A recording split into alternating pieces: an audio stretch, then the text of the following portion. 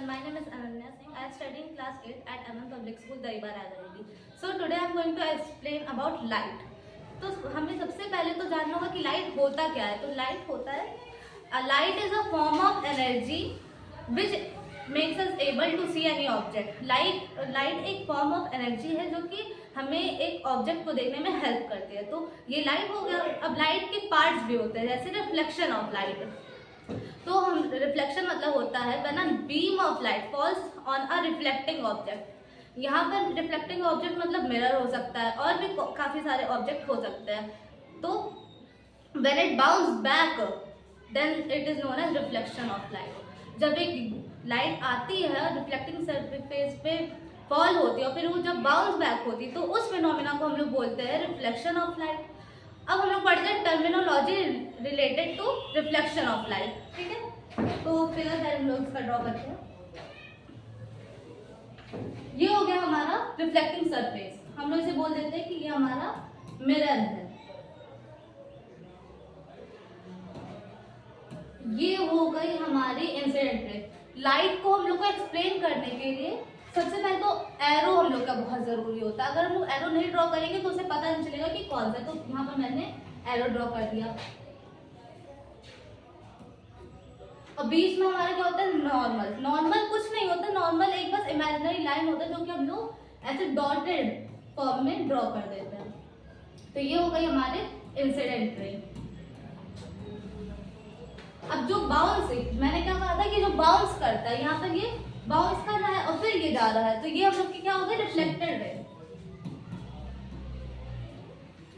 अब नॉर्मल और incident ray के बीच में एक एंगल भी बन रहा है, तो हमने उसे क्या कह दिया कि ये हो गया हमारा एंगल ऑफ इंसिडेंस. और यहाँ नॉर्मल और रिफ्लेक्टेड रे के बीच में बन रहा है, तो यहाँ पर हमने बोल दिया कि ये एंगल ऑफ रिफ्लेक्शन है. अब यहाँ पर क्वेश्चन भी आते हैं काफी सारे कि अगर ये 60 डिग्री है तो फिर एंगल आर फाइंड करो. तो जो नॉर्मल होता है वो हमेशा 90 डिग्री का होता है. ये कॉमन सा चीज है.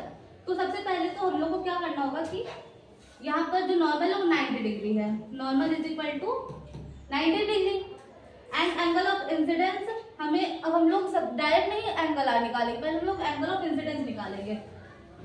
तो हम लोगों को क्या करना होगा कि इसे 90 से माइनस करना होगा. यहाँ पर इंसिडेंस रे आई और रिफ्लेक्टिंग सरफेस से एक एंगल बना जो कि 60 डिग्री का था. अब हम लोग को इसे माइनस कर देंगे.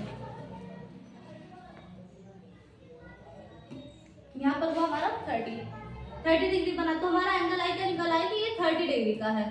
तो लॉ ऑफ रिफ्लेक्शन के अकॉर्डिंग जो एंगल आर और एंगल आई होते वो हमेशा इक्वल होते. तो हम लोग क्या हो सकता है कि यहाँ पर ये भी एंगल 30 डिग्री का हो गया. तो लॉ ऑफ रिफ्लेक्शन का पहला पॉइंट क्या होता है कि angle I is always equal to angle R. और सेकंड क्या होता है कि इंसिडेंट रे यानी ये नॉर्मल और रिफ्लेक्टेड रे हमेशा सेम प्लेन पे होता है. यहाँ पर हमारा जो प्लेन है वो है एक मिरर. ठीक है, अब हम लोग को पढ़ना है कि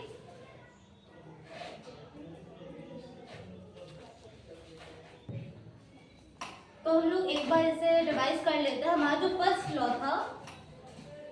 लॉ वो था angle of incidence is always equal to angle of reflection. Okay, and second law था